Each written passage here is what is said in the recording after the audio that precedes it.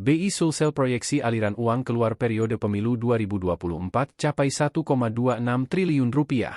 Perwakilan Bank Indonesia Sulsel, BI Sulsel, merilis transaksi tumbuh hingga 45,6% dibanding pemilu pada 2019 lalu. Pemilihan umum 2024 membawa dampak positif bagi sektor ekonomi. Hal ini dapat dilihat dengan adanya peningkatan transaksi yang cukup signifikan selama ini. Dari data yang dimiliki oleh Kantor Perwakilan Bank Indonesia Sulsel, BI Sulsel, transaksi tumbuh hingga 45,6% dibanding pemilu pada 2019 lalu. Di mana pada pemilu 2019 lalu, aliran uang keluar mencapai 864,65 miliar rupiah.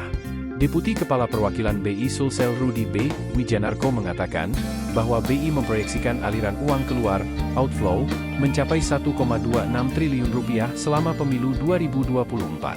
Transaksi ini outflow uang pecahan besar, UPB, tercatat sebesar 848,91 miliar rupiah, sementara uang pecahan kecil, UPK, sebesar 15,74 miliar rupiah, ujarnya saat temu media di Makassar, Selasa, 6 Februari 2024.